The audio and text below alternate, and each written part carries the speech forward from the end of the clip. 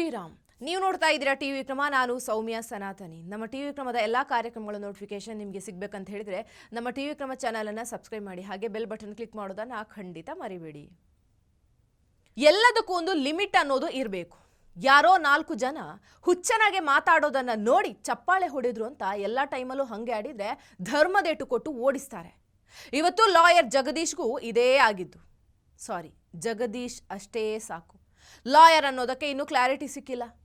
ಜಗದೀಶರನ್ನ ನೋಡಿದರೆ ಅರ್ಥ ಆಗುತ್ತೆ. ಅವರಿಗೆ ಪಬ್ಲಿಸಿಟಿ ಅಂದರೆ ತುಂಬ ಇಷ್ಟ. ಯಾವುದೋ ಸೆಲೆಬ್ರಿಟಿಯನ್ನು ಕೆಣಕೋದು, ರಾಜಕಾರಣಿಗಳ ತಂಟೆಗೆ ಹೋಗೋದು, ಇದೆಲ್ಲದಕ್ಕೂ ಕಾರಣ ಪ್ರಚಾರದ ಗೀಳು. ಜಗದೀಶ್ ಅವರಿಗೆ ಬಹಳ ಚೆನ್ನಾಗಿ ಗೊತ್ತಿದೆ ಏನು ಮಾಡಿದರೆ ಪ್ರಚಾರ ಸಿಗುತ್ತೆ ಅಂತ. ಕಾಂಟ್ರವರ್ಸಿ ಮಾತಾಡಿದರೆ ಜನ ನೋಡ್ತಾರೆ ಅನ್ನೋದನ್ನು ಬಹಳ ಚೆನ್ನಾಗಿ ತಿಳ್ಕೊಂಡಿದ್ದಾರೆ. ದರ್ಶನ್ ಅವರಿಗೆ ದೊಡ್ಡದಾದ ಫ್ಯಾನ್ ಫಾಲೋವರ್ಸ್ ಇರೋ ಕಾರಣಕ್ಕೆ ಅವ್ರ ಬಗ್ಗೆ, ಅವರ ಕೇಸಿನ ಬಗ್ಗೆ ಮಾತಾಡಿದ್ರು. ಆಗ ಒಂದಷ್ಟು ಫೇಮಸ್ ಆದರು. ಏನ್ ದರ್ಶನ್ ಒಬ್ಬ ಹೀರೋ ಮಗ ಲ್ಯಾಂಬೋರ್ಗಿನಿ ತಗೊಳೋದಲ್ಲ, ಖಳನಾಯಕನ ಮಗ ಲ್ಯಾಂಬೋರ್ಗಿನಿ ತಗೊಂಡಿದ್ರಲ್ಲ, ಅದು ನಮ್ಮ ತಾಕತ್ತಲ್ಲ. ಅಣ್ಣ ಅವ್ರ ಮಕ್ಕಳು ಯಾರು ಜೈಲಿಗೆ ಹೋಗಿಲ್ಲ, ನೀನು ಪದೇ ಪದೇ ಜೈಲಿಗೆ ಹೋಗ್ತಾ ಇದೆಯಾ. ಅಣ್ಣವ್ರ ಮಕ್ಕಳ ಕಂಪ್ಯಾರಿಸನ್ಗೂ ನಿನಗೂ ತುಂಬಾ ದೂರ ಇದೆ. ಯಾಕೆ ಈ ಮಟ್ಟಕ್ಕೆ ಬೆಳೆದಿದ್ಯಾ? ಜಾಗ ಕೊಡಿಲ್ಲ ಬೆಳೆಕಾಯ್ತಾ? ಇವತ್ತು ಕೆಂಪೇಗೌಡರ ವಂಶ, ಅವತ್ತು ಡಾಕ್ಟರ್ ರಾಜ್ಕುಮಾರ್ ಅವ್ರ ಫ್ಯಾಮಿಲಿ, ಈಗ ನಿನ್ನ ಪಟಾಳಂ ಜೊತೆ ಕೆಂಪೇಗೌಡರ ಫ್ಯಾಮಿಲಿಯನ್ನು ಪರಿಚಯ ಮಾಡ್ತಾ ಇದೆಯಾ. ಇಂಡಸ್ಟ್ರಿಗೆ ಬರೋಕೆ ನೀವು ಯಾರು ಅಂತ ಏನ್ ಜಿಪಿಎ ಮಾಡ್ಕೊಂಡಿದ್ಯಾ? ನೀನು ನಿನ್ ಪಟಾಳಮ್ಮ ಜಿಪಿಎ ಮಾಡ್ಕೊಂಡಿದ್ಯಾ? ನೀನ್ ಮಾತ್ರ ಅಣ್ಣವ್ರ ಮನೆಯವರು ಲ್ಯಾಂಬೋರ್ಗಿನಿ ತಗೊಂಡ್ರೆ ಒಬ್ಬ ಖಳನಾಯಕರ ಮನೆ ತಗೊಳ್ಬಹುದು ಅನ್ಬೋದು. ಯಾಕೆ ಒಬ್ಬ ಕೆಂಪೇಗೌಡನ ವಂಶದವನು ಫಿಲಂ ಇಂಡಸ್ಟ್ರಿ ಕಾಲಿಟ್ರೆ ಏನ್ ತಪ್ಪು? ಅಲ್ಲಿ ನಡೆಯೋ ಮೀಟರ್ ಬಡ್ಡಿಗಳನ್ನ ನಿಲ್ಲಿಸಿದ್ರೆ ಏನ್ ತಪ್ಪು? ಧಮ್ಕಿ ಹಾಕೋದು ಪ್ರೊಡ್ಯೂಸರ್ಗಳಿಗೆ, ಡೈರೆಕ್ಟರ್ಗಳಿಗೆ ಆ ಕಲ್ಚರ್ನ ನಿಲ್ಸಕ್ಕೆ ಒಬ್ಬ ಕೆಂಪೇಗೌಡನ ವಂಶದವನು, ಒಬ್ಬ ಪಾಳ್ಯಗಾರ ವಂಶದವನು ಬಂದ್ರೆ ಏನ್ ಸಮಸ್ಯೆ? ಏನ್ ಸಮಸ್ಯೆ? ಮೀಟರ್ ಬಡ್ಡಿ ನಿಲ್ಸಕ್ಕೋಸ್ಕರ ಒಂದು ದೊಡ್ಡ ಪ್ರೊಡಕ್ಷನ್ ಹೌಸ್ ಹಾಕ್ರೆ ಏನ್ ತಪ್ಪು ದರ್ಶನ್? ಇಷ್ಟಕ್ಕೂ ಬಿಗ್ ಬಾಸ್ ಅಲ್ಲಿ ಹೆಸರು ಮಾಡ್ಕೊಂಡು ನಾವು ಇರಬಾಡ ಅನ್ನಕ್ಕೆ ನೀನು ನಿನ್ ಪಟಾಳಂ ಯಾರಯ? ಏನೋ ಮುಂದಿನ ದಿನಗಳಲ್ಲಿ ನನ್ನ ಹೆಚ್ಚಿನ ಪರಿಚಯ ನಿನ್ಗೆ ಆಗುತ್ತೆ. ಇಲ್ಲಿವರೆಗೂ ಒಳ್ಳೇದೇ ಬಯಸಿದ್ದೀವಿ. ಆದ್ರೆ ನನ್ನ ಹೆಂಡತಿ ಮಕ್ಕಳ ವಿಚಾರಕ್ಕೆ ಬಂದ್ರೆ ನಾನ್ ಸುಮ್ಮನೆ ಇರೋ ಮಗನೇ ಅಲ್ಲ. ನಿನಗೆ ನಿನ್ನ ಹೆಂಡತಿಗೆ ಕೆಟ್ಟ ಮೆಸೇಜ್ ಕಳಿಸಿದ್ದಕ್ಕೆ ಎಷ್ಟು ಕೋಪ ಬರುತ್ತೋ, ನನ್ನ ಹೆಂಡತಿ ಮಕ್ಕಳನ್ನ ಯಾವನ ನಿನ್ನ ಪಟಾಳಮ್ಮನ್ನು ಮುಗಿಸ್ತೀನಿ ಅಂದ, ನನಗೆ ಎಷ್ಟೋ ಬರ್ಬೋದು ಕೋಪಲೇ. ಕಾನೂನಲ್ಲಿ ತೋರಿಸ್ತೀನಿ. ನಿನ್ ತರ ಪಟಾಳಮ್ಮನ್ ಬಿಟ್ಟು ಉಚ್ಚಾಟ ಮರಿಯಲ್ಲ. ಎಷ್ಟಾಯ್ತು ನಿನ್ ಪಟಾಳಮ್ಮ? ಒಬ್ಬೊಬ್ಬರು ಹುಡುಕ್ಸ್ತೀನಿ. I will get them hunted by police. ನನ್ನ ಪವರು, ಪೊಲೀಸ್ ಪವರು, ಕಾನೂನು ಪವರ್ ನಿನಗೆ ತೋರಿಸ್ತೀನಿ.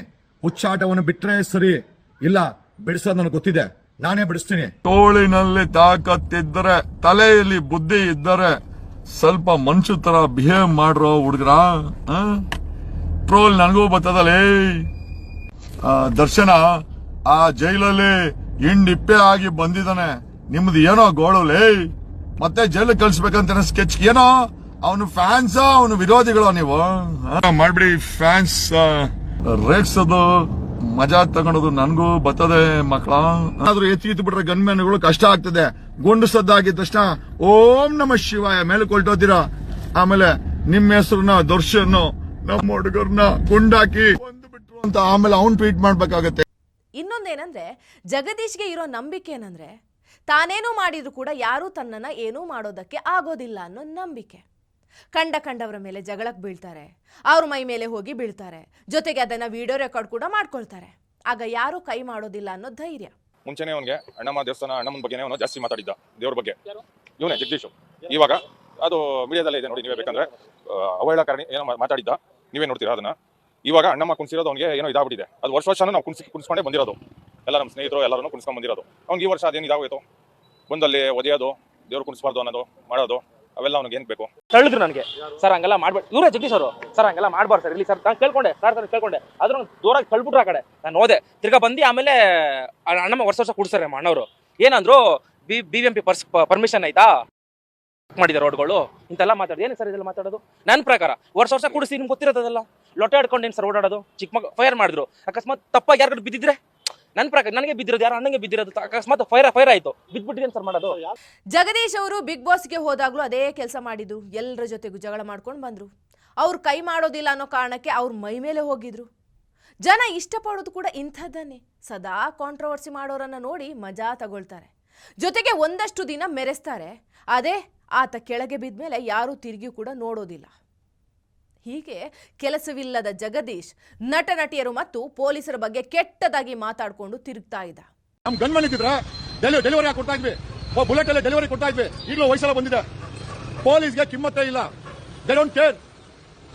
ಅಲ್ಲ, ಕಾನೂನನ್ನ ಅನಧಿಕೃತವಾಗಿ ರೋಡ್ಗಳನ್ನ ಬ್ಲಾಕ್ ಮಾಡಿದ್ದು ಬರೀ ವಿರೂಪಾಕ್ಷಪುರ ಸಮಸ್ಯೆ ಅಲ್ಲ. ಅವನು ಬಂದವನು ಹೇಳ್ತಾನೆ, ನನಗೆ ಪೊಲೀಸ್ ಗೊತ್ತು, ಲಂಚ ಕೊಟ್ಟಿದ್ದೀವಿ ಇಟ್ಕೊಂತೀವಿ ಅಂತ. ಪೊಲೀಸರು ಲಂಚ ಕೊಟ್ಟು ರೋಡ್ ಅನ್ನು ಬ್ಲಾಕ್ ಮಾಡಿ ಅಣ್ಣಮ್ಮ ನಿಲ್ಸಕ್ಕೆ ಪ್ರಾವಿಷನ್ ಇದೆಯಾ? ಕೇಳಿದ್ದಕ್ಕೆ ಈ ಬೆಳಗ್ಗೆ ಪೊಲೀಸರು ಇಂಟಿಮೇಟ್ ಮಾಡಿದೀನಿ, ಕೇರೇ ಮಾಡಿಲ್ಲ. ಅದೇನೋ ಲಂಚ ಗಿಂಚ ಕೊಟ್ಟರೆ ಗೊತ್ತಿಲ್ಲ, ಈಸ್ಕೊಂಡು ಹೋಗಿದಾರ. ಅವರು 40 ಜನ ಬಂದು ನೋಡಿ, ದೇ ಟೋರ್ ಮೈ ಶರ್ಟ್. ಈ ರೀತಿಯ ಗೂಂಡಾಗಿರಿಗಳನ್ನ ಬೆಳೆಸೋದು ಪೊಲೀಸರು. ಮೈ ಡಿಯರ್ ಪೊಲೀಸ್ ಕಮಿಷನರ್, ಗೂಂಡಾಗಳು ನಿಮ್ಮ ಕೊಡಗಡೆ ಪೊಲೀಸರಿಗಿಂತ ಗೂಂಡಾಗಳೇ ಹೆಸರೇ. ಬೆಂಗಳೂರು ಸಿಟಿ ಪೊಲೀಸ್ ಕಮಿಷನರ್ ಎಲ್ಲಿದೆಯಪ್ಪ? ಗೂಂಡಾಗಳೇ ಪರವಾಗಿಲ್ಲ. ಬಿಗ್ ಬಾಸ್ ಆಡ್ಬೇಕಾ ಪೊಲೀಸ್ ಡಿಪಾರ್ಟ್ಮೆಂಟ್ ಜೊತೆ? ಬಿಗ್ ಬಾಸ್ ಆಡ್ಬೇಕಾ? ನನ್ಗೆ ಆಡೋ ಅಭ್ಯಾಸ ಇದೆ. ನಾನು ಬೆಳಗ್ಗೆ ಶೆಡ್ ಅನ್ನ ಖಾಲಿ ಮಾಡಿಸೋಲಿ ಅಲ್ಲಿ ಹಾಕಿರೋದು ಅಂತಂದ್ರೆ ಕೊಡಗಡೆ ಪೊಲೀಸರು ಗೂಂಡಾಗಳನ್ನ ಕಳ್ಸವ್ರೆ. ಗೂಂಡಾಗಳನ್ನ ಕಳ್ಸಿದ್ರೆ ಅಟ್ಯಾಕ್ ಮಾಡಕ್ಕೆ. ಥ್ಯಾಂಕ್ ಗಾಡ್ ನಮ್ ಗನ್ಮನ್ ಇರ್ಲಿಲ್ಲ. ಗನ್ಮನ್ ಇದ್ದಿದ್ರೆ 3 ರಿವಾಲ್ವರ್ ನಮ್ಮ ಫುಲ್ ಹೊಡೆ ಹಾಕ್ತಾ ಇದ್ವಿ, ನಾವು ಹಾಕ್ತಾ ಇದ್ವಿ. ಯಾಕಂದ್ರೆ ಸೆಲ್ಫ್ ಡಿಫೆನ್ಸ್ ನಾವು ಹೊಡಿಬೇಕಲ್ಲ. ಕೆಲವೇ ದಿನಗಳ ಹಿಂದೆ ಅಣ್ಣಾಮಲೈ ಅವರನ್ನು ಕೂಡ ಕೆಣಕಿದ್ದ. ಅಣ್ಣಾಮಲೈ ಅವರು ತಮಿಳುನಾಡಲ್ಲಿ ಒಬ್ಬ ಹೆಣ್ಣು ಮಗಳಿಗೆ ಆದಂತಹ ಅನ್ಯಾಯವನ್ನ ಖಂಡಿಸಿ ತಮಗೆ ತಾವೇ ಶಿಕ್ಷೆಯನ್ನ ಕೊಟ್ಕೊಂಡಿದ್ರು. ಅಂಗಿ ತೆಗೆದು ಚಾಟಿಯಲ್ಲಿ ಹೊಡ್ಕೊಂಡಿದ್ರು. ಆ ವಿಡಿಯೋ ನೋಡಿ ಎಲ್ರಿಗೂ ಒಂಥರ ಬೇಜಾರಾಗಿತ್ತು, ಮನಸ್ಸಿಗೆ ನೋವಾಗಿತ್ತು. ಇದಕ್ಕೆ ವ್ಯಂಗ್ಯವಾಗಿ ನಾನು ಸ್ವರ್ಣಮಲೈ ಅಲ್ವಾ, ಕರ್ನಾಟಕದಲ್ಲಿ ಚಿಂಗಾಮ್ ಅಂದ್ಕೊಂಡು ಇಲ್ಲಿವರೆಗೆಲ್ಲ ಕಾಗ ಹಾರಿಸ್ಕೊಂಡು ಪೊಲೀಸ್ ಯೂನಿಫಾರ್ಮ್ ಹಾಕೊಂಡು ಒಂದಷ್ಟು ರೈಲ್ ಬಿಟ್ಕೊಂಡು ಎಲ್ಲ ಇದೆ. ಇವ್ರೇನೋ ನಮ್ಮ ಟೀಮ್ ಆಡೋರು ಗ್ಯಾಂಗು ನನ್ನನ್ನ ತಮಿಳ್ನಾಡಲ್ಲಿ IPS ಬಿಟ್ಬಿಡು, ಇದನ್ನ ತಮಿಳ್ನಾಡು CM ಮಾಡಿಸ್ತೀವಿ ಎಲೆಕ್ಷನ್ ಅಂತ ನನ್ನ ರಾಜೀನಾಮೆ ಕೂರಿಸಿ ಕರ್ಕೊಂಡಾಗ ತಮಿಳ್ನಾಡು ಬೀದಿ ಸುತ್ತಿದ್ರು. ಏನ್ ಬೀದಿ ಸುತ್ತಿದ್ರು, ಆ ತಮಿಳ್ನಾಡಲ್ಲಿ ಜನ ನಮಗೆ ಓಟ್ ಹಾಕೇ ಇಲ್ಲ. 2 ಎಲೆಕ್ಷನ್ ಸೋಲ್ಸಿದ್ರು ಇವರು ಟೀಮ್ ಆರೋರು. ಏನ್ ಮಾಡೋದು ಗೊತ್ತಾ, ನಮಗೂ ತಲೆಗೆಟ್ಟು ಮಾಡಿದೆ. ಹಾಗಾಗಿ ಇವತ್ತು GST ವಿರುದ್ಧ ನಮ್ಮ ನಿರ್ಮಲಾ ಸೀತಾರಾಮನ್ ಅವರು ಮಕ್ಕಳು ಬರೆಯೋ ಪೆನ್ಸಿಲ್ಗೆ, ರಬ್ಬರ್ಗೆ, ಪೇಪರ್ಗೆ, ಪೆನ್ಗೆ ಏನಕ್ಕೂ ಬಿಟ್ಟಿಲ್ಲ. ಮುಂದೆ ಏನಾದ್ರು ನಮ್ಮ ಆರ್ಗ್ಯಾನಿಕ್ ನಮ್ಮ ಪಾರ್ಟಿಗಳನ್ನ ಮಾಡ್ಬೇಕಾದ್ರೆ ಅದಕ್ಕೂ ಕೂಡ GST ಮಾಡಿ ದುಡ್ಡು ಅಮ್ಮ. ಹಂಗಾಗಿ ಈಗ ವಿಜಯ್ ಬೇರೆ ಸಾಲದಿರ ಬೇರೆ ಏನೋ ರಾಹುಲ್ ಗಾಂಧಿ ಬೇರೆ PM ಮಾಡ್ತೀನಿ ಮಾಡಿಬಿಟ್ಟವನೆ. ಹಂಗಾಗಿ ನಮಗೂ ಒಂದು ಇರ್ಲಿ. ಓಕೆ, ಈಗ ನಾನು IPS ಬಿಟ್ಟು ಬೀದಿ ಸುತ್ತಾಡೋದಕ್ಕೆ ನಾನೇ ಜೊತೆ ಹೊಡ್ಕೊಂತ ಇದ್ದೀನಿ ನೋಡ್ಕೊಳ್ಳಿ. ಓಕೆ, ಈಗ ಈ GST ವಿರುದ್ಧ ಕರ್ಮ ಅನ್ನೋದು ಯಾರನ್ನು ಬಿಡೋದಿಲ್ಲ ಅನ್ನೋದು ಇದಕ್ಕೆ. ಅಣ್ಣಾಮಲೈ ಅವರು ಅವತ್ತು ಹೆಣ್ಣಿಗಾದ ಅನ್ಯಾಯವನ್ನ ಖಂಡಿಸಿ ಅಣ್ಣಾಮಲೈ ತಮಗೆ ತಾವೇ ಶಿಕ್ಷೆ ಕೊಟ್ಕೊಂಡ್ರೆ ಅದನ್ನ ಈ ಮನುಷ್ಯ ಅಭಾಸ್ಯ ಮಾಡ್ತಾನೆ. ಎಲ್ಲ ಟೈಮ್ ಒಂದೇ ತರಹ ಇರೋಕೆ ಹೇಗ್ ಸಾಧ್ಯ? ಪದೇ ಪದೇ ಎಲ್ಲರನ್ನ ಕೆಣಕ್ತಾ ಇದ್ದಂಥ ಜಗದೀಶ್ ಈ ಬಾರಿ ಅಣ್ಣಮ್ಮ ದೇವಿಯ ತಂಟೆಗೆ ಬಂದು ತಗ್ಲಾಕೊಂಡ್ಬಿಡ್ತಾನೆ. ಕೊಡಗೆಹಳ್ಳಿಯಲ್ಲಿ ಅಣ್ಣಮ್ಮ ದೇವಿಯನ್ನು ಕೂರಿಸಿದಂಥ ವಿಷಯಕ್ಕೆ ಜಗದೀಶ್ ತಂಟೆ ತಕರಾರು ಮಾಡೋಕೆ ಶುರು ಮಾಡ್ಕೊಳ್ತಾನೆ. ಲೈವ್ ಬರೋದು, ಪೊಲೀಸರಿಗೆ ಬೈಯೋದು, ಸ್ಥಳೀಯರಿಗೆ ಬೈಯೋದು ಮಾಡ್ತಾ ಇದ್ದ. ತಾನೇನ್ ಮಾಡಿದ್ರು ಕೂಡ ಯಾರು ಏನು ಮಾಡೋಕೆ ಆಗಲ್ಲ ಅಂದ್ಕೊಂಡಿದ್ದಂಥ ಜಗದೀಶ್ಗೆ ಎಲ್ಲ ಸೇರ್ಕೊಂಡು 2 ಸಲ ಮೂತಿ ಒಡೆದು ಹೋಗೋ ಹಾಗೆ ಬಾರಿಸಿದ್ದಾರೆ. ಅದನ್ನು ಕೂಡ ಲೈವ್ಗೆ ಬಂದು ಹೇಳ್ಕೊಳ್ತಾರೆ. ಈಗ ಬರ್ತಿರೋ ಸುದ್ದಿ ಪ್ರಕಾರ ಜಗದೀಶನ ಬಂಧನ ಆಗಿದೆ. 14 ದಿನಗಳ ಕಾಲ ನ್ಯಾಯಾಂಗ ಬಂಧನ ವಿಧಿಸಲಾಗಿದೆಯಂತೆ.